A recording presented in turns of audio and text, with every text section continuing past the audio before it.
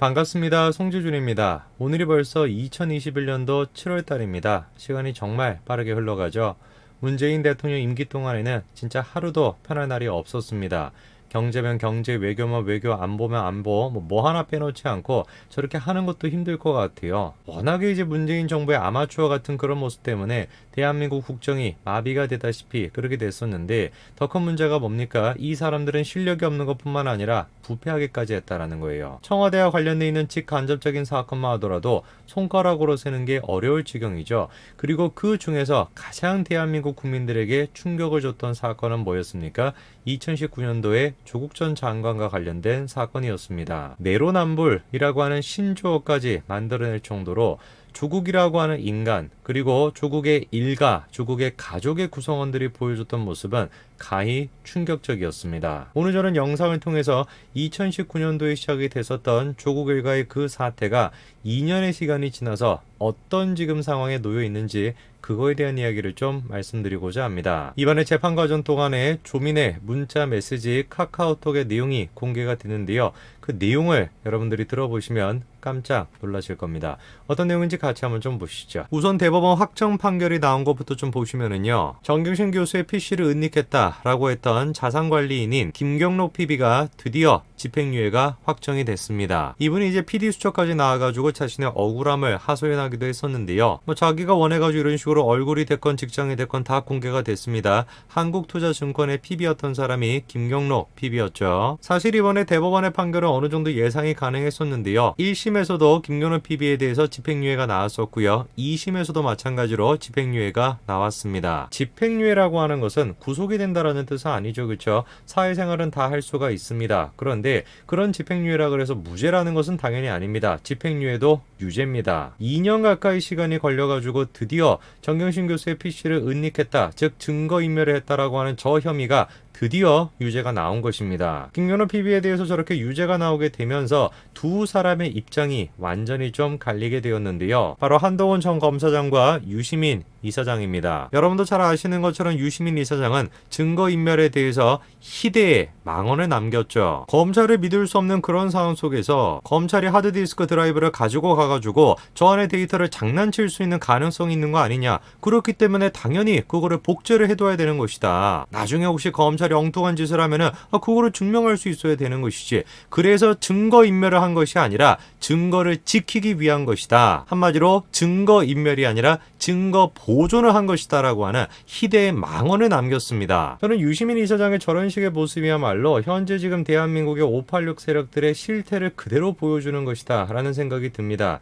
이 사람들은 자유민주주의 국가에서 요구하는 법치 질서에 대한 존중이 전혀 없는 것이에요. 형사법 시스템이 어떤 식으로 운영이 되고 이 모든 것들에 대해서 지금 부정하는 거 아닙니까? 세상 천지에 어떻게 증거인멸을 갖다가 증거 보존을 한다, 저런 얘기를 갖다가 뻔뻔스럽게 할 수가 있습니까? 더 웃긴 거는 저런 식의 발언에 대해 가지고 지지하는 사람들은 박수를 치고 이러고 있다는 것이에요.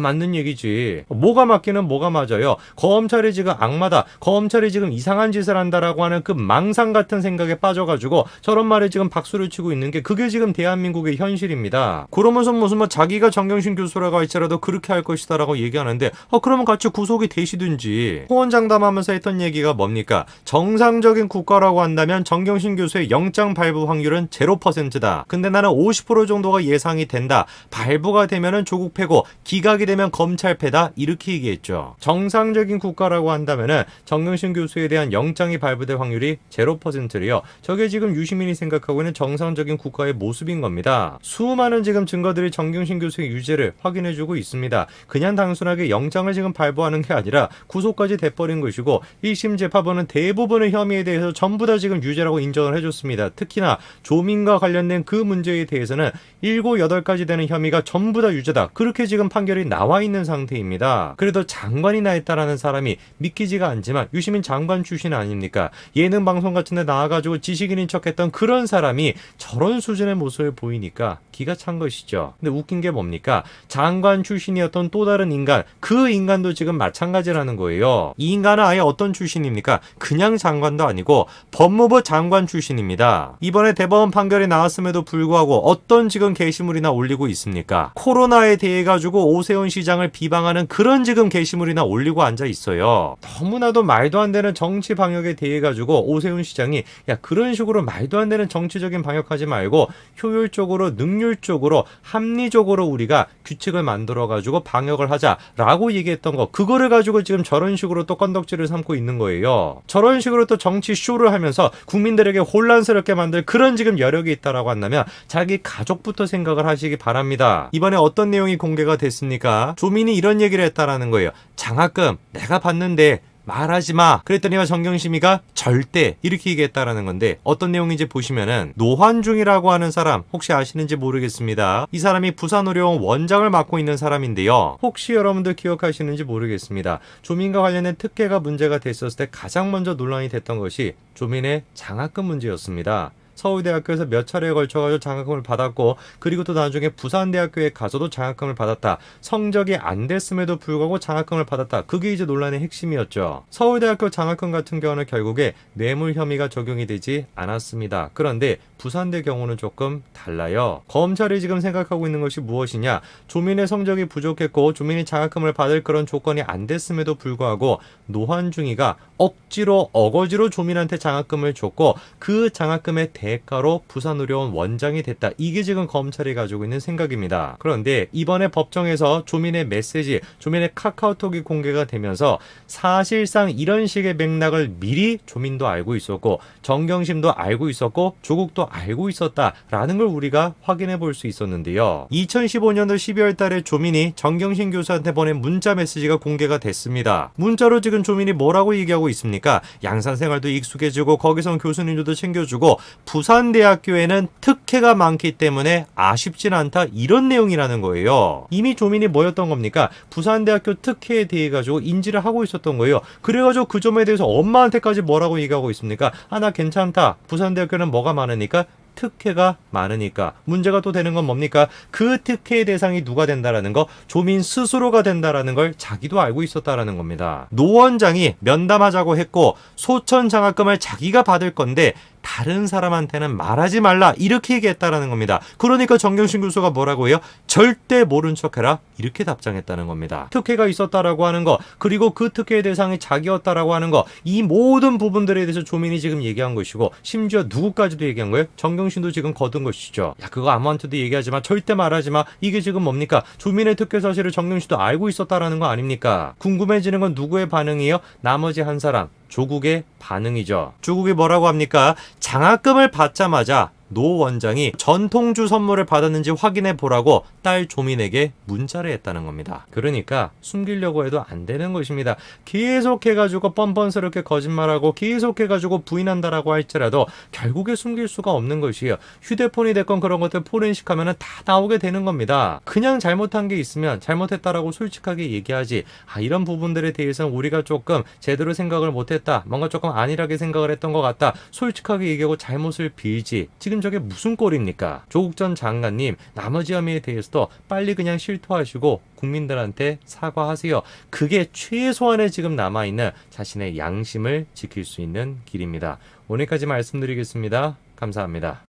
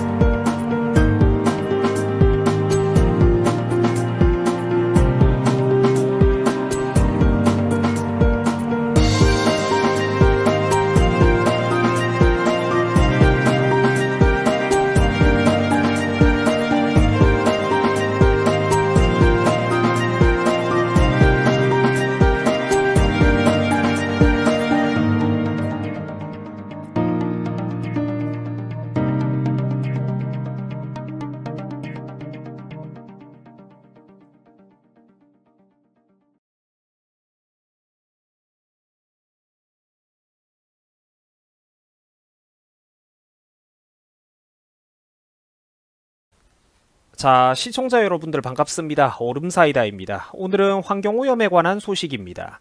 자, 최근 덩치 큰 이웃나라로부터 우리나라 서해와 남해 바다 쪽으로 미세 플라스틱을 비롯한 환경오염 물질들이 이제 해마다 수십 톤에서 수백 톤이 넘게 지속적으로 대량 유입되어 오고 있었다라고 합니다. 자, 벌써 이게 최근 몇 년 동안 꾸준히 지속되어 온 일이라고 하고 누적이 되어 왔고 이미 또 최근에 이게 실질적인 연구자료 뒷받침할 만한 위성사진의 증거가 미국의 연구팀을 통해서 나온 상황입니다.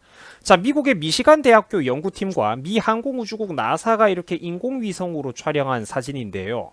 자, 이 연구자료를 보면은 아시겠지만 붉은색으로 표시되어 있는 그런 무시무시한 미세 플라스틱 환경오염 물질들이 우리나라 서해바다는 물론이고 남해 심지어 동해바다 상당 부분을 포함해서 일본까지 건너가 가지고 지금 동아시아 전체에 막대한 피해를 주고 있는 그런 상황입니다. 이게 참 그러니까 우리가 뭐 같은 게 환경오염 물질을 배출하는 거는 우리는 아니죠. 한일은 아니에요.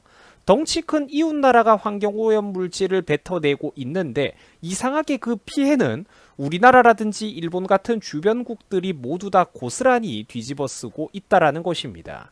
자, 이런 것만 봐도 우리가 이런 문제에서 목소리를 내고 힘있게 국제적으로 연대를 하려면 우리나라가 그래도 어떤 나라, 어떤 진영과 손을 잡아야 하는지, 그래도 각종 조약이라든지 환경협약 같은 거를 체결하면은 우리가 북중보다는 최소한 어떤 나라들을 신용할 수 있는 파트너일지 우리가 부디 이제 우리나라 국민들이 눈을 뜨셔야 된다라는 겁니다. 피하 구분을 똑바로 해야 된다라는 것이죠.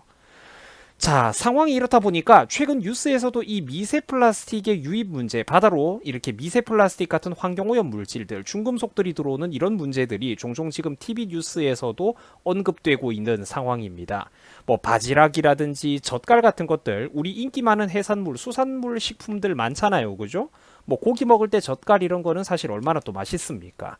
자, 그런데 이제 이런 음식들에 이제 이런 나쁜 물질들이 축적될 수도 있다라는 전문가들의 경고가 나오고 있는 겁니다. 자, 하여간 진짜 우리가 생각을 해볼 때마다 좀 억울하고 화가 난다라는 것이죠. 뭐 수백 년 전부터 지금까지 참 꾸준히 뭐 하나 우리 한반도에는 도움이 하나도 안 되는 나라입니다. 문어, 낙지, 꽃게, 새우, 기타 수많은 생선들에 이르기까지 수산물을 좋아하는 시청자분들 많으실 거예요. 뭐 또 이런 게 잘 팔리는 거는 우리나라 어민들의 경제 상황에도 되게 중요한 것들인데, 자, 근데 가뜩이나 우리나라는 바다 면적도 얼마 안 되고 이렇게 수산물 자원이 한정적인 나라인데 그 피해가 지금 심각하게 어떤 나라 때문에 누적되고 있다라는 것입니다. 그 시청자분들께서 이런 환경오염에 관한 소식들도 배경 지식 차원에서 이거는 약간 좀 어떻게 보면은 국제정치랑 연결이 되는 부분이잖아요. 그래서 시청자 여러분들께서 이런 소식도 있다라는 거를 좀 알고 넘어가셨으면 해가지고 제가 오늘 이런 정보도 다루고 있는 겁니다. 자, 아까 인상 깊게 보셨던 사진일 텐데 좀 더 자세한 설명과 함께 해석을 좀 덧붙여 드리겠습니다. 그 덩치 큰 어떤 이웃 나라에서 분출된 미세 플라스틱이 이제 우리 한국과 일본을 향해서 지금 쏟아져 나오고 있다. 2021년 7월 5일에 나온 그런 최신 뉴스 기사입니다. 실제로 이렇게 대량의 미세 플라스틱이 그 나라 강물을 타고 우리나라 서해바다로 그대로 쏟아져 나오고 있습니다. 남해는 물론 동해안의 상당수, 일본까지 건너가 가지고 바다를 박살내고 있죠. 2017년 6월에 확인되었던 연구자료인데 이제서야 확실한 근거를 가지고 발표, 공개가 되었던 것입니다. 이미 4년, 5년 전부터 그러니까 꾸준히 바다로 오염물질을 뱉어내고 있었다라는 그런 얘기가 된다라는 거죠. 벌써 5년 가까이 이렇게 누적이 되어 왔던 거예요. 그 연구자료의 출처는 미국의 미시간 대학교와 또 그 유명한 미 나사 항공우주국의 인공위성 사진 자료이기 때문에 그 자료의 근거는 여러분들이 확실하다고 보시면 되겠습니다. 그 덩치 큰 나라의 그 양쯔강, 첸탕강 유명한 하천들이잖아요. 이런 하구에서 이제 서해로 우리나라 서해바다 쪽으로 마구잡이로 지금 미세 플라스틱이 뿜어져 나오고 있으며 이로 인해 가지고 한일 양국의 바다 오염 피해가 심각한 상황이라고 합니다.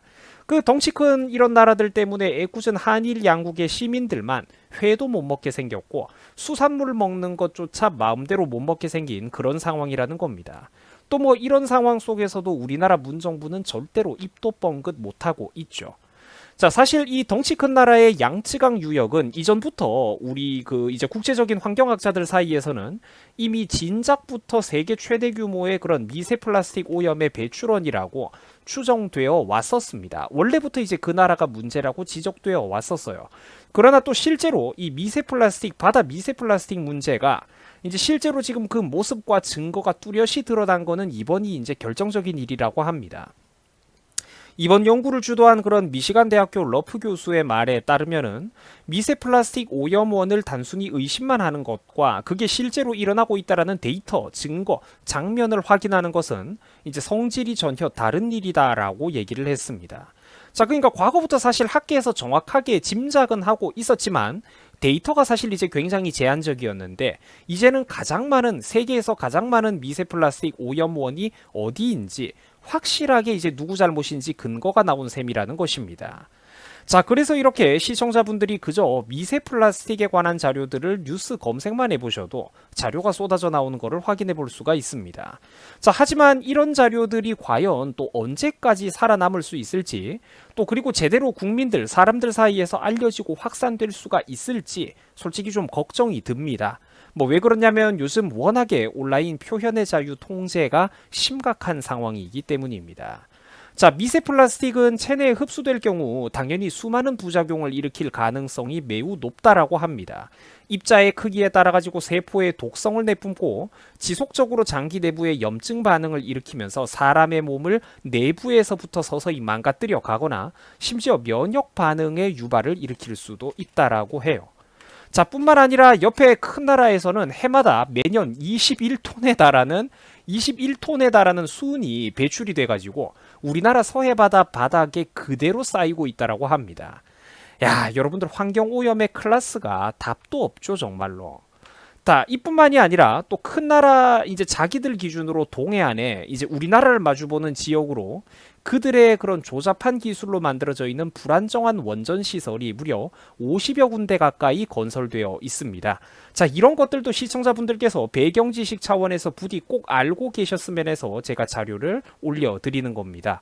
자, 툭 하면은 일부 누출이 감지되었다라는 둥 불안하기 짝이 없는 상황이죠. 자, 오늘은 모처럼 우리나라 한반도 주변을 둘러싸는 그런 주변 국가들과의 이제 지정학적인 환경오염 문제를 한번 폭넓게 살펴보는 시간을 가져봤습니다. 자, 이런 게 사실 보면 국제정치랑 다 연관이 되는 부분이죠. 이런 것도 본질적으로 우리나라에서 정치하겠다라는 인간들이라면은 원래 기본적으로 가슴속에 알고 있어야 되는 어떤 그런 상식입니다. 자, 우리나라 군사 안보적인 부분은 물론이고 경제 문제, 심지어 환경오염 문제에 이르기까지 우리나라에게 그래도 어떤 나라가 좀 더 도움이 되는지, 반면에 우리나라에게 가장 커다란 위협이 되고 항상 가장 큰 손해를 주는 나라는 누구인지 우리 시청자분들께서 부디 피하 구분을 정확하게 해주셨으면 하는 바람입니다. 자, 시청해 주셔가지고 감사합니다. 여러분들 고맙습니다. 행복한 주말 잘 보내시기 바랍니다. 고맙습니다.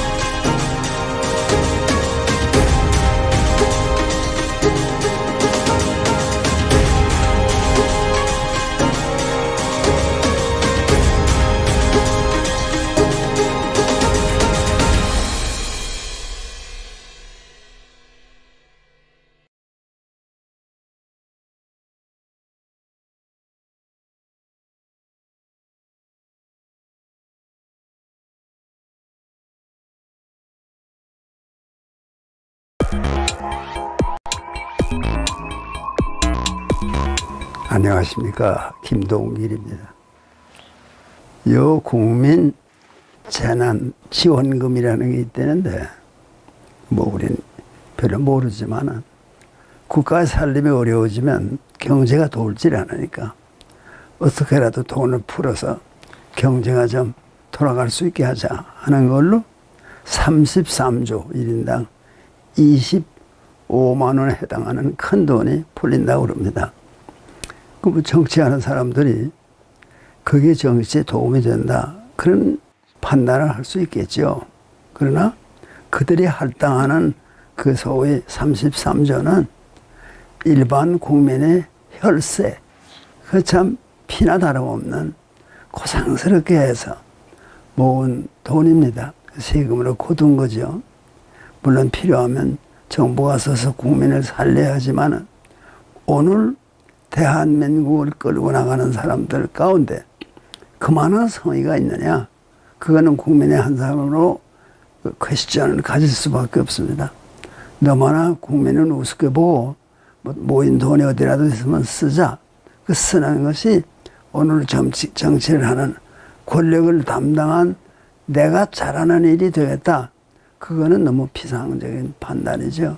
역사라는 건 오늘 일을 내일 판단하는 거 아니고 내일 일을 모레 판단하는 것도 아니고 오랜 세월이 걸린다는 것을 알아야 하는데 너무나 자기 중심으로만 해석을 한다면 나라의 앞날이 더 어려워지는 거죠.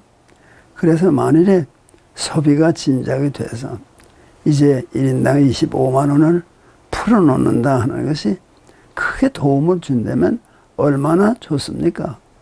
그렇게 되지 않을 가능성이 많기 때문에 이것도 거치대로 하는 거고 내용은 없는 거 아니야? 그러면 국민의 경제 생활은 더욱 어려워지는 게 아니냐, 이런 염려를 하는 것도 근거가 없는 건 아니죠. 이 코로나가 좀 잠잠할 것 같더니요, 갑자기 기세가 올라가지고 1,000명 넘는 사람이 신규 확진이 됐답니다. 그 엄청난 건데 우리는 소위 주사를 놓을 그러한 여유도 지금 마련하지 못하고 있는데 어려운 일이 자꾸 생기니까 그걸 담당한 사람들에 대해서도 동정하는 마음이 생기지만 좀 더 인간의 양심의 원적으로 뭘 돌아가서 일을 하셔. 왜? 뭐 자기가 잘한다는 거 보여주는 거 뭐 별것도 아니고 그거는 오래가지도 않고 어떻게든지 국민을 섬기는 오늘의 정권 담당자들의 겸허한 자세를 국민에게 보여주는 것이 필요하다, 그런 생각을 하는 겁니다. 그래 또 이 백신을 그 준비가 있어야 되는데 언제 뭐 나라가 그렇고 정치가 그렇고 뭐 지금 정치를 담당한 사람들이 정치를 안다고 보기 어렵죠. 이 문재인이라는 사람도요, 사실 대한민국을 이끌어 나갔다고 생각 안 합니다. 어떻게 하면 대한민국이 인기 있는 나라가 될까, 또 이때 대통령이 된 내가 뭔가 한 건 할 수 있을까, 그런 생각에 치우쳐지 어디 국민을 생각하고 대한민국의 앞날을 염려하는 그런 대통령이라고는 생각하지 않습니다. 그러니까 뭐 피상적이죠. 거칠일 뿐이고 정말 대한민국에 나아갈 길을 골똘하게 생각하는 지도자는 아니라 그렇게 생각을 합니다. 그 다음에 대통령을 뽑을 때는 그래도 대한민국을 신뢰하는, 대한민국 아니면 안 되는, 그렇기 때문에 6.25에 인민군의 남침이 있었을 때 전부 마음을 하나로 해서 단결해서 그걸 몰아내지 않았느냐. 그래서 오늘 대한민국이 있는 거예요. 그때 항복했으면요 대한민국 없습니다. 그러니까 그런 생각을 하게 되는 것도 사실입니다. 자꾸만 이제 코로나 확진자가 많아지니까 백신 준비가 없잖아요, 우리가. 그것도 다 국가의 경제력을 따라다니는 건데 우리는 그만한 경제적 여유가 없으니까 뭐 7월 동안 맞을 백신이 없다, 듣기에 안 됐지만은 어제 오늘 시작된 일은 아니니까 다들 노력해서 앞으로는 좀 준비가 있는 대한민국을 만들어 보자. 아니 한반도의 희망이 대한민국이지 무슨 북의 인민공화국입니까? 그건 분명히 해야죠. 요새 전쟁 겪은 지도 오래되고 뭐 북의 인민공화국도 일리가 있다. 그런 얘기하는 사람들 차차 늘어나는 것 같지만 그건 몰라서 그렇죠. 한반도에는 대한민국 없으면 아무 가치가 없습니다. 무슨 뭐 공산주의 하자는 세력이 아직도 있어가지고 그 일당 독재 아닙니까? 그거는 아무 가치가 없어요. 역사에 남길 것도 없어요. 왜? 일당 독재라면요, 그건 1인 독재로 기울어지게 됩니다. 우리 쪽의 역사에서 1인 독재, 일당 독재는 많습니다. 지금 처음 해보자는 게 민주주의로 지도자도 내고 한번 민주주의로 앞날을 정리해보자. 그게 새로운 거예요. 그렇게 정치학을 공부한 사람은 한반도의 희망은 대한민국뿐이라고 그래요. 대한민국이 자유민주주의를 잘하면 한반도는 성공하는 거고 통일도 되는 거고 만일에 또 한심한 인간들이 요새 많잖아요. 무슨 대한민국이 미 군전 연장적이나 한 것처럼 알지도 못하고 떠들어대고 말이에요. 그 지방 자치를 통해서 도치사업도 되고 이런 사람들 가운데 그 정신이 아직도 확실하지 않은 사람이 많더라고요. 그게 마치 대한민국처럼 아닙니다. 대한민국은요, 정말 대한민국이라는 이름을 가진 자유민주주의 정치 체제를 정말 사랑하고 아끼고 존중한 소수의 사람들의 뜻이 결국은 역사상 처음으로 정치로 표명이 돼서 우리는 그런 정치 체제를 하나 만들었습니다. 그래서 한반도의 미래를 공부하는 사람은 다 대한민국이 자유민주주의만 잘해봐라. 통일은 저절로 된다. 그런 주장을 하죠. 왜? 이제 조금 더 가면요, 북이 견디기 어렵습니다. 인간의 자유를 억제하고 그리고는 되는 일이 뭐냐 그러면 되는 일이 없어요. 역시 사람의 발전, 사회의 발전은 다 자유가 바탕이니까 우리도 자유를 위해서 열심히 노력하는 것밖에 길이 없는데 그게 5천년 역사의 처음 아니에요. 대한민국이 처음입니다. 지금 우리가 자유민주주의를 하겠다. 근데 그 가치를 인정 안 하고 말이에요. 요새 무슨 북한 편 드는 자도 많고 말이에요. 소위 지역사회에서 등장한 사람들은요, 대한민국 우습게 봐요. 무슨 미 군정의 연장인 것처럼도 말하고. 그것도 그러면 아무것도 배우지 못한 사람들 중에는 부화, 뇌동하는 사람이 많아요. 그런가 보다. 대한민국을 만들기 위해 고생한 사람들 많습니다. 그 일을 오늘도 생각하면서 우리 지금 현재를 맡은 사람들은 크나 적으나 대한민국이 자유민주주의로 활발하게 전진할 수 있도록 최선을 다하는 것이 도리라고 생각합니다. 오늘 말씀드리는 건 여기서 끝내도록 하죠. 고맙습니다.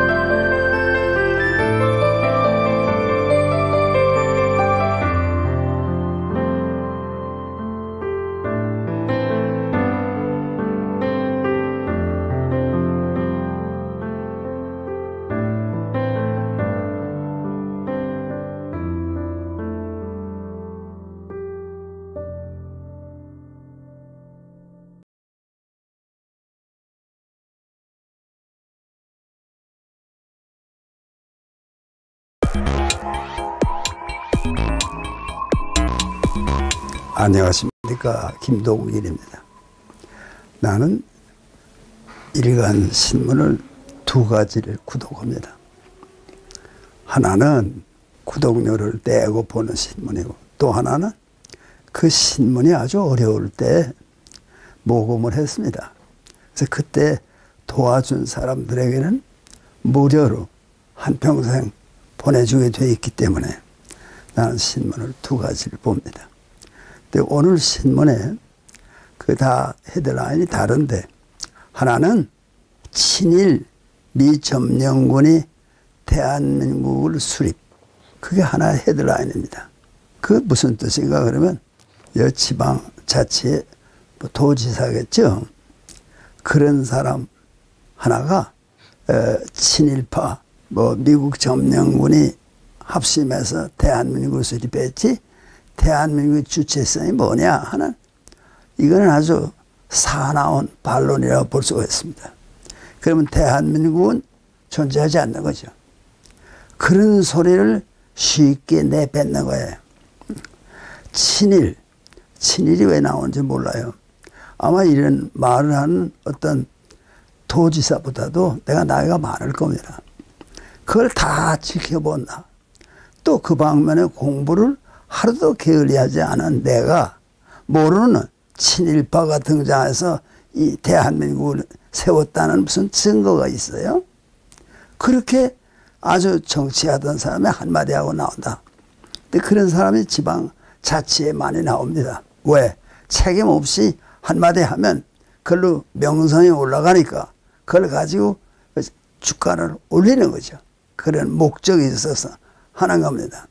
그러면 얼토당토하는 것이, 아니 친일파가 왜 여기에 나옵니까? 친일파가 무슨 대한민국 수립하는데 그게 관여했다는 건 자꾸 그렇게 헐뜯고 싶어하는 세력이 이나 정치에 있는 거예요. 그러니까 이거 가치가 없다. 미점령군이 왜 거기에 관여합니까? 아니 군사 정권이 한동안 3년인가 지속된 거는 그건 계약에 의해서 그렇게 돼 있는 거고, 대한민국이 수립된 것은 그 차원이 다릅니다.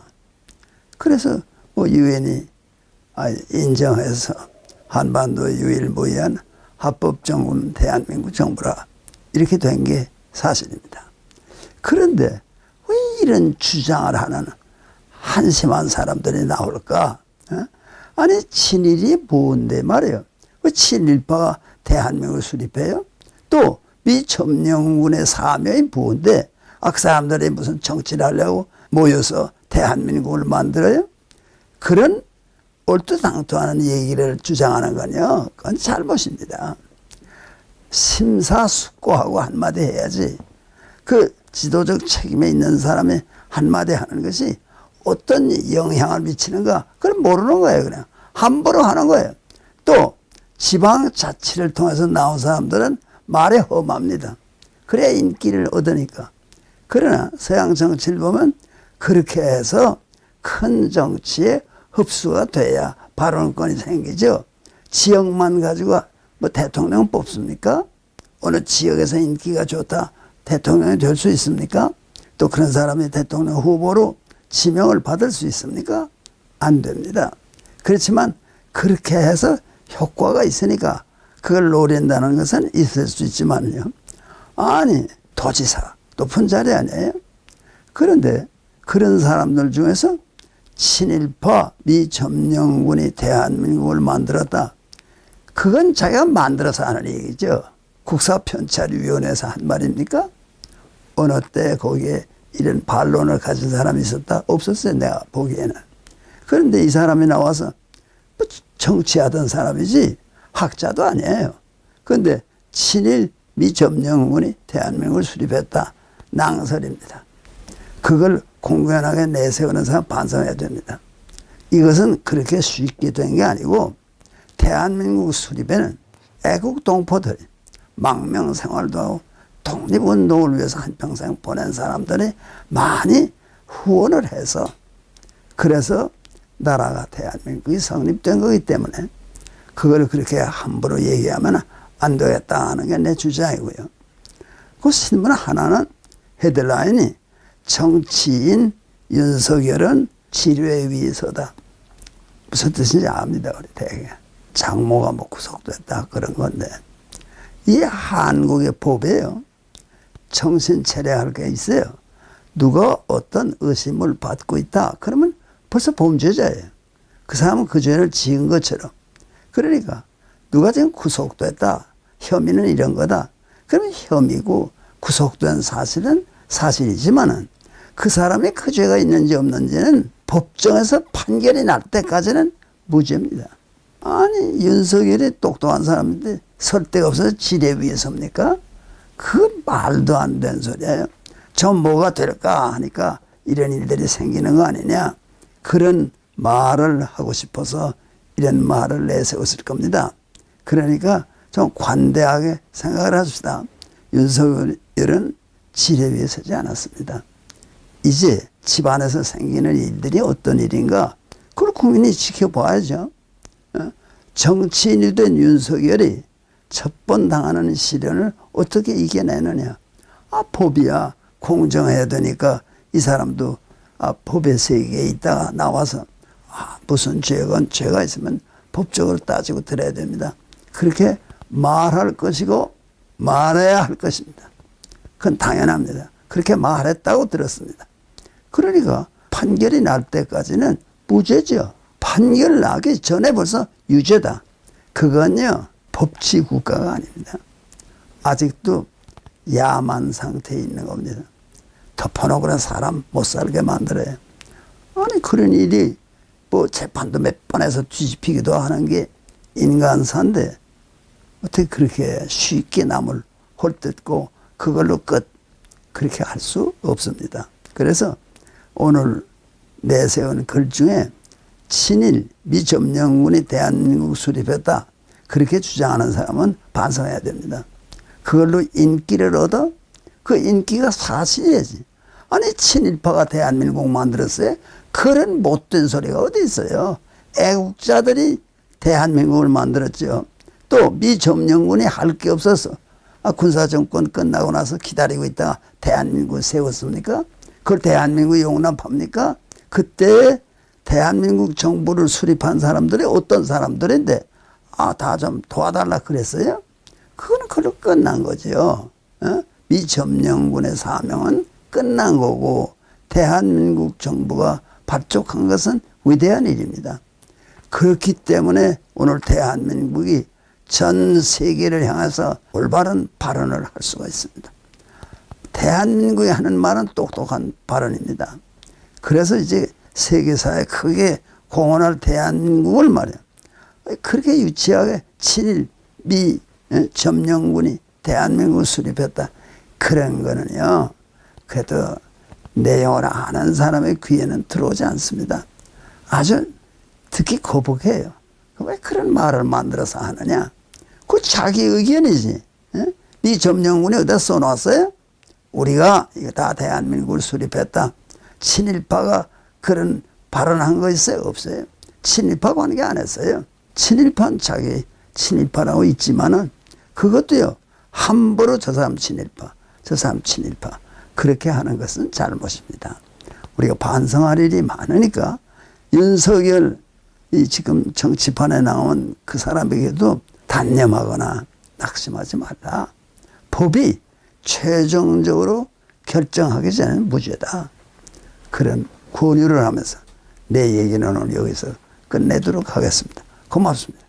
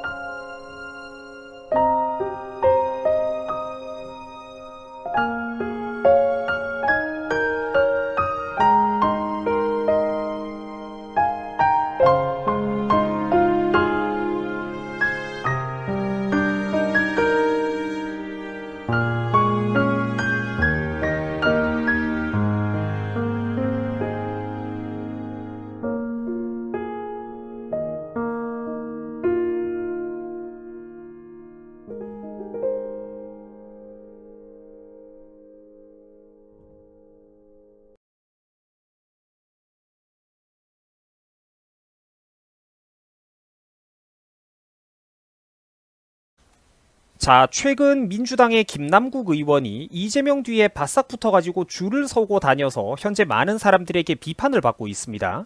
자, 최근 민주당의 김남국 의원이 이재명 뒤에 바싹 붙어가지고 줄을 서고 다녀서 현재 많은 사람들에게 비판을 받고 있습니다. 자, 이게 왜 비판을 받고 있냐면은 시청자분들도 잘 알겠지만 이재명이 같은 경우에는 비록 같은 민주당 소속이라고는 해도 문재인을 비롯한 친문 세력과는 그 노선이 좀 다른 사람 아닙니까? 그죠? 물론 문재인이나 이재명이나 둘 다 우리나라 전체적인 입장에서 보자면은 답도 없는 인물이고 강력하게 공산주의와 사회주의를 좋아하는 그런 정신 나간 인물들이지만 어쨌든 그래도 그 안에서 자기들끼리는 그 노선과 계파가 확연히 다른 사람들이라는 거죠. 그리고 김남국이 같은 경우에는 1982년생으로 비교적 젊은 나이에 속하는데 문정부와 조국이 전성기를 누리던 시절에 앞장서서 가장 열심히 아부를 하고 또 문정부를 위한 정권을 위한 나팔수 노릇을 했던 사람입니다. 그게 바로 김남국이에요. 그 대가로 공천을 하사받아가지고 과거에 국회의원까지 당선이 됐단 말이죠. 자, 그런데 지금 이제 와가지고 유력해 보이는 이재명 쪽으로 갑자기 줄타기를 하고 있으니까 사람들이 이 비겁한 태도를 보고 놀라가지고 비판을 하고 있는 그런 상황이에요. 자, 김남국이가 과거에 그 문정부의 아부를 떨어댔던 게 어느 정도였냐면은 이게 진짜 우리가 손발이 오그라들 정도인데 입만 열면은 조국 교수님 이렇게 교수님 거리면서 조국의 얼굴이 인쇄되어 있는 그런 기념품 같은 거를 몇 달 내내 자기 머리맡에 두고 있었다. 이런 수준의 찬양까지 했을 정도입니다. 거의 북한이 연상될 정도죠. 교수님이 잘 되기를 기도하면서 맨날 잠을 잔다라는 발언이라든지 혹은 딴지일보나 딴지 게시판에서 형님들이 자기한테 선물을 해주신 거다. 이래 선물해 주신 것이다 등등. 진짜 정상인이라면 두 눈 뜨고는 도저히 보기 힘들 정도로 문정부와 조국이 전성기를 누리던 그때 그 시절에는 열과 성을 다해가지고 이쪽 진영에 아부를 하고 정권에 아부를 하고 또 이쪽 성향의 그런 네티즌들에게 아부하고 굽실거리고 다녔던 사람입니다. 나는 조국 수호의 촛불이 자랑스럽다 이런 발언도 당당히 했었고 말이죠. 자, 그런데 최근에 그렇게 열심히 아부를 하던 사람이 조국 수호 촛불이 자랑스럽다 이런 소리를 하던 사람이 이제 와가지고 친문 세력과는 노선이 확연히 다른 이재명 쪽으로 순식간에 줄을 바꿔 타고 있으니까 뒤에서 아주 그냥 이렇게 밀착 경호를 하고 다니죠. 사람들이 그러니까 이 놀라운 태도 변화를 보고 이제 경악하고 또 비판하고 조롱하고 있는 그런 상황인 겁니다. 자, 여러분들 이런 걸 한번 보세요. 명색이 그래도 자기도 이제 국회의원인데 뒤에서 아주 그냥 이재명에 대한 개인 수행 비서가 따로 없는 그런 모습이죠. 자, 김남국이가 빛의 속도로 줄을 바꿔 타는 이런 모습들을 보고 오죽했으면은 야권에서조차 비판의 목소리가 나올 정도입니다. 사실 이게 야권, 그러니까 국힘당 측에서는 사실 이런 게 자기들하고는 별 상관도 없는 일인데 그래도 과거에 김남국이가 그렇게 열심히 이렇게 낯간지러울 정도로 문정부를 편들고 조국을 찬양하고 이랬었는데 이제 와가지고 순식간에 이재명으로 갈아타는 걸 보니까 도저히 야권 사람들도 진짜 한마디를 안 할 수가 없는 그런 상황이었던 거예요. 그 네티즌들도 김남국 의원의 이런 돌변한 태도에 대해서 비웃으면서 조롱을 보내고 있는 그런 상황입니다. 야, 저 인간 저거 봐라. 어리숙한 척하면서 간을 보고 있는 거다. 이제 조국을 따라다니다가 이게 별 볼 일 없다 싶으니까 제명의를 따라가지고 줄을 바꿔 서고 있는 것이다. 저거 봐라. 뒤에서 완전히 밀착 경호를 하고 있다. 본인 정치하려고 조국을 이용해 먹다가 들켰다. 이런 평가들이 줄을 잇고 있고 또 요즘 안 보여가지고 지도부에서 조용히 하라고 해서 근신이라도 하는 줄 알았더니 그새 이재명으로 줄을 갈아탔구나. 역시 믿을 게 못 되는 인간이다 라는 발언이나 또 혹은 조국을 팔아가지고 당선됐던 사람이 고작 자기가 이제 와서 붙어먹는 인사가 바로 그 조국과 대립하고 비판을 했던 이재명이었다. 지금 이런 반응들을 볼 수가 있습니다. 자, 이게 무슨 소리냐면은 아까도 제가 말씀을 드렸지만 이재명은 문재인 세력하고는 계파가 좀 다릅니다. 서로 갈등의 골이 깊어요. 그래서 이재명이는 과거 조국이 몰락하던 시절에 위반되는 행위를 했으면은 책임을 져야 된다라고 조국에 대해서 비판을 하고 선긋기를 했던 그런 사람이에요. 자, 근데 김남국이가 예전에 문정부와 조국을 그렇게 편들고 찬양을 했다면 그리고 또 그게 본인의 정치 철학이자 진심이었다라면 이제 와가지고 조국을 공격하는 사람에게 줄을 서는 거는 이치에 안 맞지 않겠습니까? 자, 근데 보다시피 이렇게 머리맡에 몇 달 내내 기념 선물을 두고 잠을 잔다고 말했던 김남국이가 한순간에 이렇게 새로운 대권 후보인 이재명 측에다가 줄을 바꿔서고 있다란 말이죠. 자, 그러니까 시청자분들은 지금 이 놀라운 180도 태도 변화를 어떻게 생각을 합니까? 굉장히 얄팍한 행동이죠. 맞습니다. 정상적인 사람들은 도저히 흉내조차 내기 힘든 말 그대로 최소한의 인간성과 양심마저 저버린 그런 모습이라는 거예요. 애초에 그러니까 저 사람이 조국을 찬양할 때도 어떤 정치적인 신념이나 철학이라도 있어서 저랬던 게 아니라 그냥 본인의 인기를 얻기 위해서 당대 세력이 크고 대세적인 인기와 여론에 올라타기만 하는 그런 얄팍한 인간 부류 중에 하나라는 겁니다. 자, 실제로 최근 2021년 지난 올해 4월까지 불과 몇 달 안 됐죠. 올해 4월까지 김남국이가 그러니까 무슨 소리를 했냐면은 이런 소리도 했어요. 그러니까 조국 수호를 외친 거는 국민들이었다. 우리 민주당은 거기에 거리를 뒀었다. 이런 발언까지 했습니다. 야, 여러분들 이건 사람 아니죠? 자기가 그러니까 수호 집회에 나가가지고 그렇게 열심히 마이크를 쥐고 떠들고 열심히 찬양을 하고 옹호를 하고 다니다가 이렇게 조금만 상황이 불리해진다 싶으니까 순식간에 배를 버리고 혼자 도망가는 그런 인간이라는 거예요.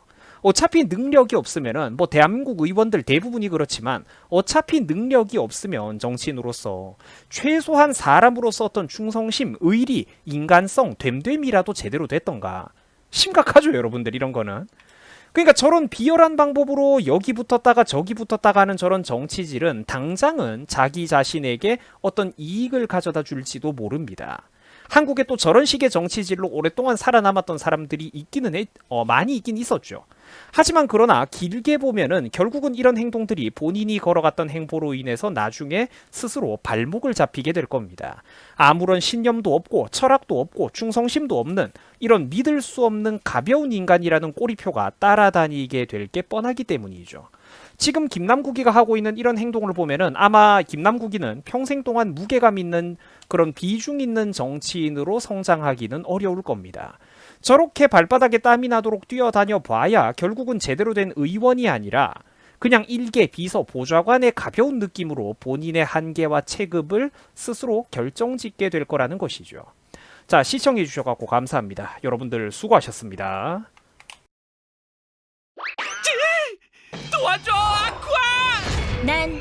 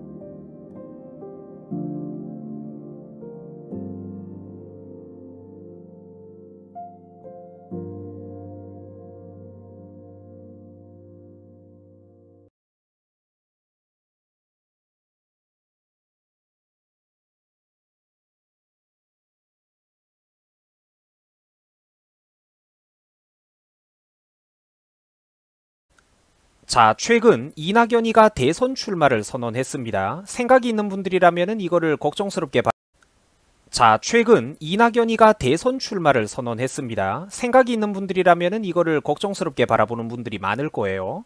자, 여러분, 이낙연이 가지고 있는 장점이라면 뭐가 있을까요? 뭐 그렇죠. 강아지가 짖는 소리를 근엄하게 하는 재주가 있는 사람이라든지 뭐 이 정도가 이 사람의 거의 뭐 99% 정확한 인물 평가라고 볼 수가 있을 겁니다. 강아지가 짖는 소리를 근엄하게 하는 재주가 있는 사람. 자, 그런데 중요한 거는 이제 농담은 이 정도로 하고 중요한 거는 정치인으로서 가지고 있는 구체적인 정책이나 비전 그리고 공약이겠죠. 자, 물론 이낙연은 전형적인 한국의 정치인들답게 뜬구름 잡는 모호한 소리밖에는 한 게 없었어요. 각종 행정 규제를 철폐하고 법인세를 줄인다라든지 원래는 그러니까 제정신이 박힌 정치인이라면 이런 거를 주장을 해야 되겠죠. 행정 규제를 철폐하겠습니다. 법인세를 줄여가지고 기업하기 좋은 환경을 만들어 보겠습니다. 그래서 국제 투자 자본을 자연스럽게 유치를 늘려보겠습니다. 그래가지고 청년들에게 민간 고용 일자리를 늘려보겠습니다. 이런 발언을 해야 되겠죠. 자, 그런데 물론 이런 식의 발상은 대한민국의 정치인이나 공무원들을 대가리에서는 절대로 나올 수가 없는 어떤 그런 신의 발상입니다. 이런 상식적인 소리를 우리나라 고위 꼰대들은 절대로 못해요. 자, 그래서 무슨 소리를 하고 있냐면은 무려 전 국민 70%를 자기가 중산층으로 만들어 보겠다. 심지어 토지 공개념을 제대로 실현해가지고 부자들의 불로소득 독점을 차단하고 수저 세습을 막아보겠다라는 위험천만한 소리를 하고 있습니다. 자, 일단 여기서 우리가 2030년까지 오는 2030년까지 불과 9년 뒤까지 전 국민들의 70%를 중산층으로 만들겠다라는 이런 헛소리는 우리가 가볍게 넘어가도록 하겠습니다. 이거는 앞으로 9년 동안 우리나라가 주요 서방 선진국들 가운데 경제 성장률 세계 1위를 9년 내내 연속으로 한다고 해도 절대로 불가능한 목표이기 때문입니다. 일자리를 늘리기는커녕 있는 기업들을 줄어들게 괴롭히고 빠져나가도록 그 발목 잡는 짓이나 제발 좀 그만했으면 좋겠어요. 그러니까 할 줄 아는 거라고는 공공자금 세금 풀어가지고 가짜 일자리 만드는 게 전부인 사람들이 뭐 무슨 일자리를 늘리고 국민소득을 늘리겠다라는 건지 제가 이해가 안 돼요. 자, 그러니까 이낙연이가 했던 소리 중에 이제 이거는 넘어가고 이낙연이가 했던 소리 중에 구체적인 알맹이가 있는 부분이 중요한데 그 가장 중요하고도 위험한 거는 지금 부동산 정책에 관한 부분입니다. 이 토지 공개념이라는 굉장히 무서운 소리를 해버렸거든요. 자, 물론 여러분들 이 토지 공개념이라는 거는 이낙연뿐만 아니라 이재명이나 추미애 등등 민주당의 고위 인사들 거의 대부분이 한 번씩 얘기를 한 적이 있는 정신나간 발상입니다. 이낙연 한 사람뿐만 아니라 민주당 지도부 전부가 저런 생각을 가지고 있어요. 자, 그런데 시청자 여러분들 잠깐만요. 토지 공개념이라는 게 정확히 뭔지 아십니까? 제가 설명을 드리자면은 토지, 부동산의 소유와 처분을 국가 공익을 위해 가지고 제한할 수 있다라는 개념입니다. 자, 한 번 더 읽어드릴게요. 토지 공개념이라는 게 무엇이냐? 토지라든지 그 부동산의 소유와 처분을 공익을 위해서 제한할 수 있다라는 개념입니다. 자, 토지라든지 부동산에 대한 개인적인 소유권은 인정하더라도 그걸 이용하는 방식에 대해서는 공공복리에 적합하도록 하겠다라고 뭐 그럴싸하게 좋게 서술이 되어 있습니다만 자, 사실 그 공공복리에 적합한 기준이 무엇이냐는 정치인들이 자기들 마음대로 긋는다라는 거죠. 그래서 위험하다라는 거예요. 자, 여러분들 생각을 해봐요. 아니, 땅 주인이 나인데 아니면 땅 주인이 시청자 여러분들 당신들인데 내 땅을 여러분들의 땅을 국가가 마음대로 하겠다라는 게 뭡니까? 그렇죠, 여러분. 그게 바로 공산주의입니다. 정부가 토지시장에 부동산 시장에 힘으로 무력으로 개입을 하겠다라는 거예요. 주택시장에 개입을 하겠다라는 겁니다. 시청자 여러분, 이게 바로 공산주의입니다. 정부가 중요한 생산수단을 자본주의 국가에서 중요한 생산수단을 국민들에게 그 권리를 주는 게 아니라 자기들이 생산수단을 독점을 하겠다라는 거예요. 여러분, 이거를 역사 속에서 뭐라고 부르냐면은 공산주의라고 부릅니다. 공산주의요. 문정부가 그동안 부동산을 잡겠다 말로는 그렇게 떠들어댔는데 실제 결과가 어땠습니까? 여러분들 지난 4년 동안 우리 대한민국 서울 아파트 가격에 무슨 일이 벌어졌죠? 학생들도 이걸 다 알고 있잖아요. 몇 년 전만 해도 학생들은 이 부동산이라는 단어조차도 뜻도 제대로 몰랐는데 지금은 전부 다 초중고등학생들도 아파트 브랜드를 얘기하고 있습니다. 이게 정상적인 나라입니까? 무슨 일이 벌어졌는지 한번 보라는 거죠. 시장 경제 원리에 이렇듯 무식한 사람들이 함부로 규제를 하고 개입을 해버리면은 얼마나 무서운 일이 벌어질 수 있는지 이제 더 이상 이거를 얘기하는 거는 입이 아플 지경이라는 거예요. 자, 5억 원, 6억 원 정도 하던 서울의 아파트들이 이제는 11억, 12억이 넘어가는 곳들이 수두룩합니다. 2배, 2.5배, 심지어 많은 곳은 3배 넘게 뛴 곳들도 수두룩해요. 이제는 여러분들 농담이 아니라 정말로 대한민국에서 로또 복권에 당첨이 되어도 세금 떼이고 나면은 진짜 서울에 아파트 한 채 사는 것도 힘들어진 그런 시대가 왔습니다. 우리가 한 번도 경험해보지 못한 새로운 나라를 살고 있다라는 거죠. 자, 여러분들 서울의 아파트 가격이 하늘을 뚫고 고공행진하는 이런 그래프들 여러분들도 이미 수도 없이 보셨을 거예요. 자, 다시 한번 여기서 논점을 환기시키고 넘어가도록 하겠습니다. 이낙연이가 뭐 되도 않는 꿈먹는 소리로 전 국민들 70%를 중산층으로 만들겠다? 뭐 이런 헛소리는 우리가 가볍게 넘어가면 됩니다. 아니, 아까도 제가 말씀을 드렸지만 기업하기 좋은 환경을 만들 줄 모르는 사회주의자들이 자기들이 할 줄 아는 거라고는 세금 퍼부어서 가짜 공공근로 일자리 만드는 게 전부인 인간들인데 이 인간들의 머리 수준에서 무슨 민간 고용을 늘리고 기업과 일자리 그리고 국민들의 소득을 늘린단 말입니까? 이거는 뭐 애초에 말도 안 되는 소리라 가지고 우리가 생각할 것도 기대할 가치조차 없는 부분인데 오늘의 중요한 포인트는 바로 이거 토지 공개념에 관한 부분이라는 겁니다. 이거는 말 그대로 국민 여러분들이 살아 숨쉬는 이 터전 자체를 끝장낼 수 있는 발상이에요. 불로소득 독점하는 거를 차단하겠다라는 소리를 이낙연이가 했습니다. 자, 그런데 여러분들, 시청자 여러분, 제가 뭐 하나 좀 물어볼게요. 여러분들, 건물주와 집주인은 악당일까요? 건물주와 집주인은 그 마블 영화에 나오는 빌런입니까? 악당이에요? 아니라니까? 아니에요. 생각을 해보세요. 20대, 30대 젊은 국민 여러분들, 그리고 또 나이가 한 40대 정도, 한창 돈 많이 나가실 나이가 됐습니다만 여전히 또 이렇게 돈이 부족한 우리 일반 국민들이 사실 많을 거예요. 뭐 거의 99%겠죠? 항상 돈이야 부족하니까. 자, 그러면은 우리 20대, 30대 그리고 40대까지 젊은 국민이라고 생각을 해봤을 때 여러분들이 자기 사업과 창업을 준비한다라고 우리가 생각을 해봅시다. 한창 사회생활 왕성하게 하실 분들이잖아요. 그죠? 자, 음식점을 열든 카페를 열든 PC방을 열든 자영업을 준비한다라고 가정을 해보는 거예요. 자, 근데 여러분들이 사업을 하려면은 뭐가 있어야 될까요? 그렇죠. 장소가 있어야 되잖아. 장소가. 일반적인 국민들은 사업을 하려면 남의 건물을 빌려야지만 사업이 가능합니다. 그죠? 왜 그럴까? 건물을 지어 올릴 만한 자본 축적을 아직 내가 못했잖아. 그러니까 월세, 임대료를 주어서라도 남의 건물과 장소를 빌려야지만 내가 사업이 가능하잖아요. 그죠?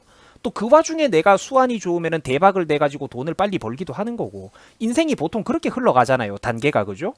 우리 사회에는 여러분들, 우리 한국 사회에는 흔히 이상한 선입견이 하나 있는데 위험한 선입견이 하나 있는데 건물주들은 불로소득을 번다? 노동 없이 편안하게 돈을 번다? 뭐 이런 개념이 있습니다. 자, 그런데 여러분들 이거는 매우 위험한 잘못된 상식입니다. 건물주가 불로소득을 편하게 번다라는 이 발상은 매우 위험한 잘못된 상식입니다. 자, 여러분들 건물주들도 그 건물이 자기 게 아니에요. 태반이 은행의 빚입니다. 지금 이 영상을 보고 있는 시청자 여러분들 중에서 중고등학생들도 많고 대학생들도 많을 거예요. 항상 제가 올리는 거의 모든 영상에서 한 35% 정도는, 그러니까 3분의 1 이상이 10대, 20대, 30대가 이 영상을 굉장히 많이 봅니다. 정치 유튜버 치고는 젊은 사람들이 보는 비율이 상당히 높은 편이에요. 그러니까 시청자 여러분들 중에 중고등학생, 대학생들도 많으실 텐데 여러분들이 살고 있는 그 집도 대부분은 100% 부모님의 집이 아닐 확률이 높습니다. 무슨 소리냐면은 여러분들의 부모님들이 그 집을 구매하기 위해서 은행에 막대한 빚을 지고 있는 경우가 대부분일 거예요. 자, 이게 무슨 소리냐면은 건물주도 여러분들의 부모님이랑 똑같다라는 거예요. 그 건물을 경영하면서 돈을 빌린 곳도 많고 신경 쓸 게 한두 가지가 아니라는 겁니다. 정부에 막대한 세금을 내고 은행 빚과 이자를 내야 되고 감당을 해야 되고 또 기타 막대한 그런 유지 보수비, 비용과 관리비가 들어간다라는 거예요. 아파트 관리비 항상 들어가잖아요. 그 절대로 만만하지가 않잖아. 건물이나 집을 여러분들 뭐 한번 사놓으면 그게 공짜로 저절로 굴러갑니까? 아니라니까요. 유지비가 들어갑니다. 이 세상 모든 시설물에는. 경비원도 필요하고 청소부도 고용해야 되고 거기서 고용효과 서민 일자리도 당연히 몇 개라도 창출이 되겠죠. 건물주들도 사회에 기여하는 부분이 있다니까. 그리고 또 그런 이제 건물주라든지 청소부에게 월급을 누가 줍니까? 그렇죠. 건물주가 주잖아요. 사회에 기여하는 부분이 있다니까. 그리고 각종 전기 배선이라든지 소방 설비, 뭐 안전 시설 이런 것들은 어떻습니까? 이 수많은 시설물들을 점검하고 주기적으로 관리 감독을 하는 비용이 또 따로 들어갑니다. 요컨대 이 건물 경영이라는 것도 돈이 들어오는 만큼 나가는 것도 많은 하나의 사업이라는 거예요. 부동산 임대 사업을 하는 거라니까. 이것도 사업이라는 거예요. 회사를 창업하고 공장을 짓고 사람을 고용하는 다른 사람들랑 똑같다라는 겁니다. 다른 사장님들하고. 부동산 사업이 나쁘다. 부동산 사업만 뭔가 편안하게 놀고 먹는다라는 이런 선입견은 버리셔야 됩니다. 부동산 사업자가 없으면 여러분들이 창업할 때 건물은 누구한테 빌릴 겁니까? 내가 당장 건물을 세울 만한 자본은 없는데 말이에요. 사람마다 자기가 자신 있는 사업 분야가 다른 법이고 부동산에 자신 있는 사람들도 있는 거예요. 건물주들도 산업이나 경제의 흐름에 따라 가지고 그 지역 경제가 몰락해 버린다든지 해당 지역의 부동산 시세가 폭락할 수도 있는 그런 리스크와 위험 부담을 안고 살아가고 있다라는 겁니다. 뭐 우리나라 그 옛날에 그 배 만드는 조선업, 이제 그 배를 만드는 그런 조선 사업이 활발하게 활황을 하다가 한순간에 몰락해가지고 뭐 그런 거제시의 그런 지역 경제가 몰락한다라든지 이런 것들을 여러분들 한번 생각을 해보세요. 한 지역의 부동산 시세라는 게 영원할 것 같지만 사실은 수많은 사람들이 그 나름대로 막대한 리스크와 위험 부담을 안고 가면서 살아가고 있다라는 겁니다. 세상에는 여러분들 절대로 공짜가 없다라는 거예요. 공짜가 없다니까? 집주인들과 건물주가 없으면 그 건설사가 새로 지어 올리는 그런 신규 건설이라든지 신규 아파트 소비는 도대체 누가 해줄 겁니까? 아니, 서민들은 그 지역에 그만큼 좋은 건물, 그만큼 넓고 좋은 신축 아파트를 살 돈이 없는데 말이에요. 그 가격 자체가 비싼 게 잘못됐다라고 할 겁니까? 그럴 수는 없잖아요. 돈이 있는 사람들, 집주인과 건물주들이 없으면은 그 신규 건설 소비, 아파트 소비, 신축 아파트 소비는 누가 해줄 거냐고요. 근데 이렇게 경제가 돌아가야 또 건설사도 건설사에 취직한 회사원들도 먹고 살 것 아닙니까? 노가다 김씨 아저씨들도 밥을 먹고 살 것 아니에요. 신규 건설 그 일감이 있어야. 자본이 부족하고 그러니까 자본이 부족한 서민들이 창업을 하고 싶은데 내가 가게를 열고 싶은데 건물과 장소를 건물주와 집주인이 없으면은 도대체 누가 나한테 그 장소를 빌려줄 수가 있다는 거죠. 우리가 이걸 한번 생각을 해보라는 거예요. 제가 늘 말씀드렸지만 부자와 우리 서민들의 관계는 서로 대립하는 관계가 아니라니까요. 그 사람들이 있기 때문에 우리가 있고 또 반대로 우리가 잘 먹고 잘 살면은 그 사람들에게도 또 혜택이 돌아가고 이 세상 모든 건 하나의 거대한 원으로 연결 사슬고리처럼 이루어져 있다라는 거예요. 토지와 건물 그리고 아파트를 국가가 소유하고 정부가 국민들한테 빌려주면 될 것 아니냐 이렇게 생각을 하는 분들은 매우 잘못된 위험한 생각을 하고 있는 겁니다. 자, 시청자 여러분, 이 부동산 시장이라는 것도 다른 수많은 시장과 마찬가지로 시장 경제 원리에 의해서 건물주와 집주인들끼리도 서로 경쟁이 붙는 분야입니다. 어디 여행 갔을 때 여러분들 그 숙소라든지 숙박업을 한번 생각을 해보세요. 여러분들이 혹은 커피 마시기 좋아하는 그런 이쁜 카페라든지 인테리어를 한번 생각을 해보세요. 시설물의 수준, 예쁜 인테리어, 건물주들이 여러분들 낡고 오래된 건물을 왜 리모델링을 합니까? 왜 막대한 돈을 들여가지고 그렇게 리모델링을 하는 거죠? 더 좋은 분위기를 연출하고 더 예쁘고 깨끗하고 좋은 공간을 만들어가지고 손님들을 유치하고 세입자들을 유치해서 다른 건물주들과의 경쟁에서 살아남으려고 그러는 것 아닙니까? 건물을 한번 지어 올렸다고 해가지고 이게 공짜로 무한하게 굴러가는 게 아니라는 거예요. 끊임없이 비용이 들어간다니까 이것도. 부동산도 거듭 말씀드리지만 이 부동산 관리도 하나의 사업입니다. 사업. 똑같은 사업이에요. 그러니까 더 좋은 방을, 더 좋은 건물을, 더 좋은 원룸을 남들에게 경쟁력 있게 내놓기 위해서 이런 전세, 월세의 조건을 놓고 건물주들도 서로 경쟁이 붙는다라는 겁니다. 우리 대학교에서 이렇게 원룸 같은 거 자취방 구할 때도 좀 더 좋은 방이 있고 좀 더 안 좋은 방이 있고 그 시설이 안 좋은 방은 가격이 싸고 근데 시설이 안 좋은데 가격이 비싸다? 아무도 거기에 안 들어가잖아요. 건물주들에게도 이런 경쟁과 시장 경제 원리가 살아있다라는 겁니다, 여러분. 그런데 국가가 한 지역에서 광범위하게 이런 부동산 같은 현대자본주의 사회에서 중요한 생산 기반 수단을 독점하게 돼버리면은 정부가 생산 수단을 독점하게 되면 이런 서비스 경쟁이 사라지게 될 거라는 거예요. 시장 경제 원리가 사라지게 될 거라는 거야. 경쟁이 없어지면 뭐가 남습니까, 여러분들? 퇴보와 낙후된 저질 서비스만 남게 됩니다. 소비자들이 피해를 보게 된다라는 거예요. 그런 시설물들을 관리하게 되는 인력을 인사 채용하는 거, 정부가 부동산을 독점하게 되면은 그런 건물들을 관리하는 인력을 인사 채용할 때도 당연히 인맥과 비리가 없겠습니까? 모든 게 따라가게 될 거예요. 자, 여러분, 제가 중요한 한 가지를 짚어드리자면은 이 시장 경제에 정부가 개입을 하는 거는 절대로 단순하게 바라보시면은 안 됩니다.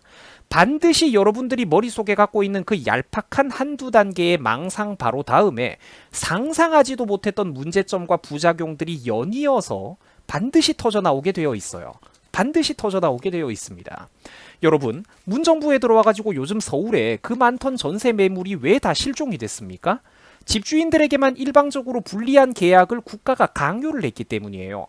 그러니까 더러워서 집주인들이 전세 계약을 포기해버리는 일이 발생하고 있는 겁니다. 자, 과도한 세금 폭탄을 집주인들에게 먹이고 규제를 때리니까 어떻게 됐습니까? 서민 여러분들이 살기 좋은 사회가 왔나요? 아니죠. 그 피해는 결국 고스란히 집을 빌려서 살아가는 여러분들, 젊은 부부들, 나와 우리 같은 서민들, 세입자들의 부담의 증가로 이어지게 되더라는 거예요. 자, 보세요. 건물주와 집주인들은 부자다? 부자니까 나쁜 사람이고 우리랑 대립을 한다? 그 문정부가 부자들을 괴롭혀줬으니까 우리 같은 서민들이 살기 좋은 사회가 와야 되는데 왜 그 살기 좋은 사회는 자꾸만 멀어지는 걸까요?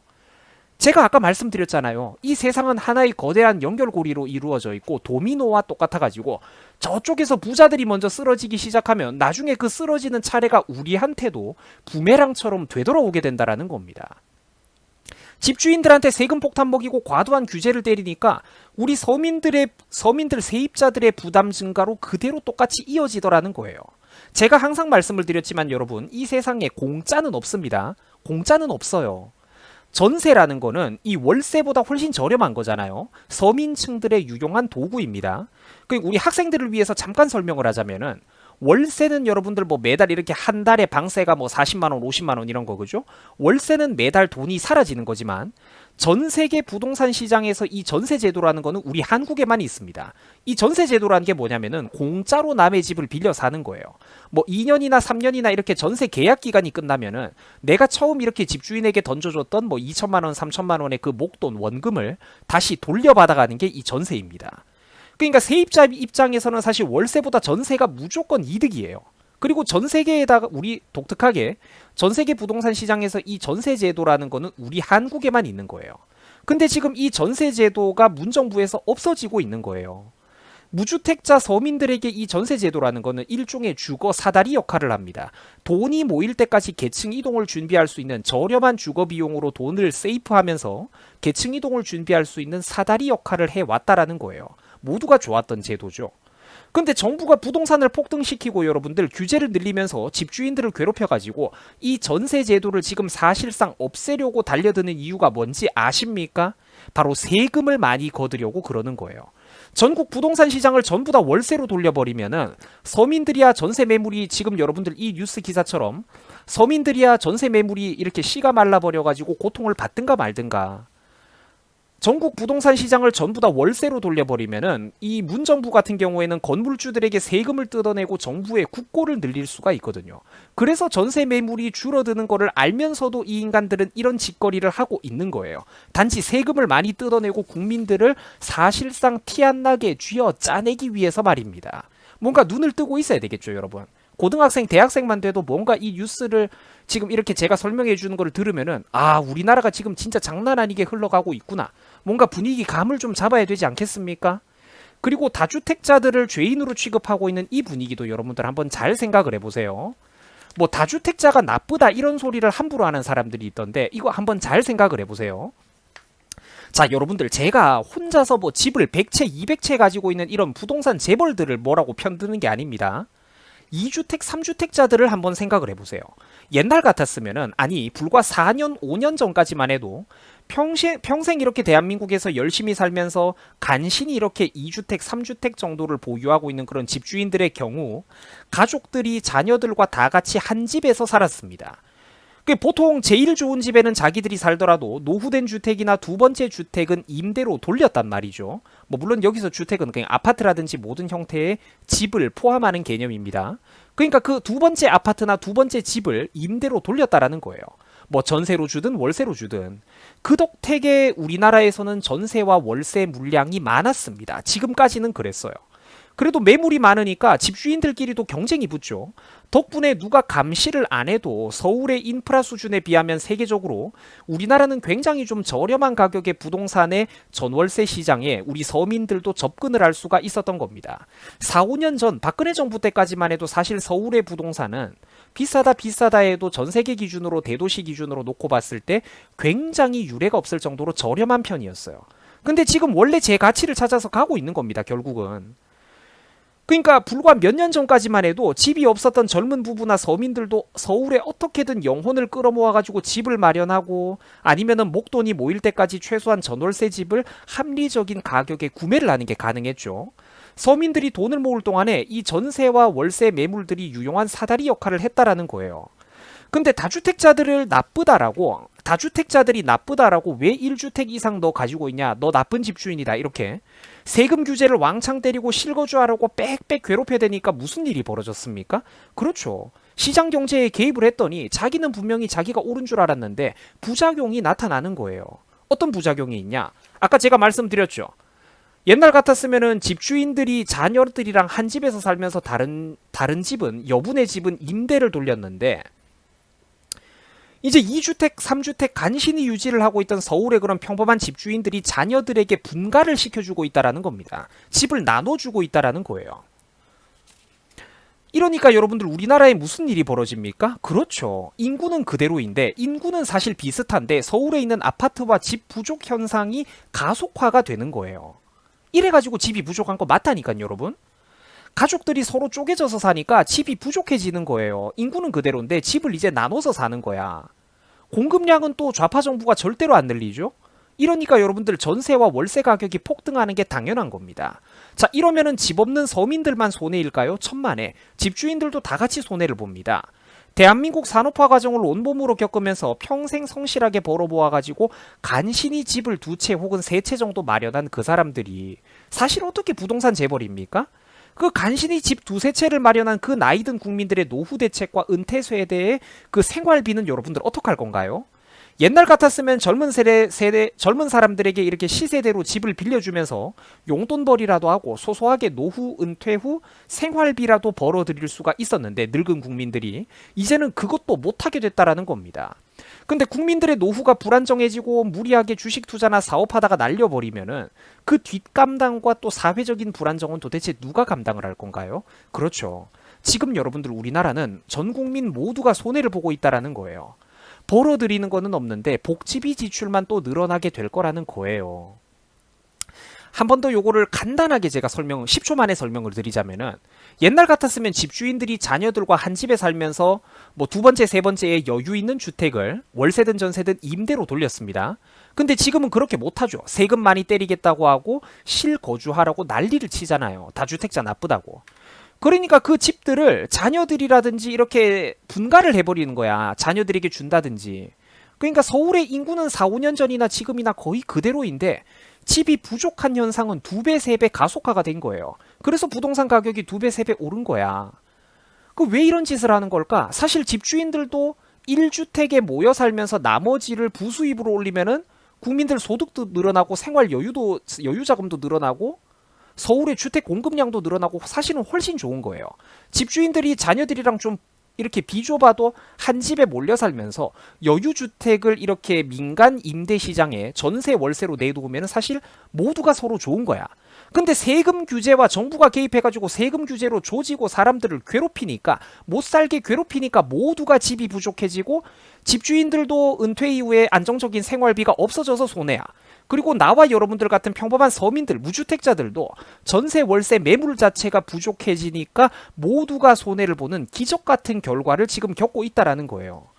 무엇 때문에 여러분들 우리가 이런 고통을 감수하고 살아야 됩니까? 아무도 이득 보는 사람은 없는데 4년, 5년 전만 해도 없었던 고통만 전 국민들에게 늘어나고 있다라는 거예요. 여러분들 이제 이 학교에서도 가르쳐주지 않는 이 경제라는 데 뭔가 눈이 좀 뜨이죠. 지금 설명 되게 제가 괜찮게 했거든요, 방금. 자, 시청자 여러분들, 이 자본주의 사회에서 자본을 획득하는 수단이라는 건 당연히 노동 하나만 있는 게 아닙니다. 자, 땀 흘려서 일하는 분들, 힘들게 노동하시는 분들, 물론 위대한 분들입니다. 하지만 이 자본주의 사회에서는 사람마다 다양한 길이 있는 거예요. 자본을 획득하는 수단에는 다양한 방법이 있는 거예요. 어떻게 힘들게 벌어들인 돈만 돈이라고 할 수가 있습니까? 정치인들은 그러면 힘들게 돈을 버나요? 다양한 길이 있다니까, 사람들마다. 자본이 자본을 번다는 걸 인정을 하고, 어떻게든 우리들도 본인들도 각자 자기만의 사업 방식으로 그 부의 추월 차선에 궤도 위에 올라타려는 생각을 해야지. 지금 당장 내가 배가 아프다고 해가지고 정부가 부자들로부터 토지를 빼들어가고 집을 빼들어가고 중요 생산수단을 독점하고 개입하는 거, 이런 거를 찬성한다? 여러분들 진짜 큰일 납니다. 인생 끝장나요. 정부가 지주가 되고요. 전 국민들이 소장농이 되는 결과를 가져오게 될 겁니다. 국민 여러분들이 의식주에서 가장 중요한 게 바로 이 주거 아니겠습니까? 주거의 안정성, 그죠? 근데 의식주에서 이 주거를 정부에게 독점한 상황에서 여러분들이 원하는 그런 자유니 자주니 시민정신이니 민주주의니 뭐 이렇게 시민으로서의 어떤 자존심이니 이런 것들은 공허한 공연불에 지나지 않는다라는 거예요. 의식주에서 주거를 정부에게 독점한 상황에서 우리 국민들은 절대로 소신 있는 큰 목소리를 낼 수가 없게 될 거라는 거예요. 정부 밑에 소장농으로 빌붙어가지고 먹고 사는 입장에서 절대로 큰 소리를 낼 수가 없게 되어 있다니까, 장기적으로 가면은. 생각 잘 하셔야 됩니다. 내가 내 힘으로 떳떳하게 벌어가지고 내 집에서 먹고 살아야 내가 정치인들을 상대로 아쉬운 것 하나 없이 큰 소리를 칠 수가 있는 거지. 우리가 약점 딱 잡혀가지고 인간이 살아가는데 제일 중요한 약점을 이렇게 소 콧뚜레를 딱 끼워가지고 소가 사람, 그 덩치 큰 소가 사람이 이렇게 끌어들이는 연약한 손길에 왜 따라옵니까? 연약한 코에 콧뚜레가 걸려있기 때문이에요. 약점 잡힌, 이 멱살 딱 잡힌 상황에서는, 우리가 무게중심을 빼앗긴 상황에서는 절대로 국민들의 목소리와 권한이 확대될 수가 없다니까요. 여러분들이 자존감이 높은 시민이라면 과연 어떤 세상을 지향해야 되겠습니까? 그렇죠. 시청자 여러분, 이 시장경제 원리에 개입을 할 때는 반드시 신중하고 또 신중하셔야 됩니다. 어디 가서 진짜 이런 강의 못 들어요.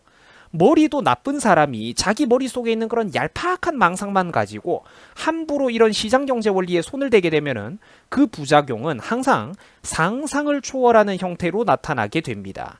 똑똑한 사람들은 영화나 소설책의 스포일러를 미리 이렇게 펼쳐보듯이 항상 그 선명한 미래를 선명하게 이렇게 내다보는데, 자, 어리석은 사람들은 그걸 꼭 겪어봐야만 알거나 심지어 겪어서 자기 머리가 깨지고 있는데도 끝내 정신을 못 차리게 된다라는 겁니다. 여러분들은 과연 어떤 사람입니까? 그런 미래가 벌어지지 않았지만 기꺼이 그 미래를 내다볼 수 있는 똑똑하고 현명한 국민인가요? 아니면은 그거를 꼭 겪어봐야지만 알거나 심지어 그때 가가지고 자기 머리가 깨지고 있는데도 무조건 이쪽은 정의롭고 착한 세력이다, 이런 자기 머리가 깨지고 있는데도 끝끝내 정신을 못 차리는 그런 어리석은 국민이 될 것입니까? 자, 시청해 주셔서 감사합니다. 여러분들 고맙습니다.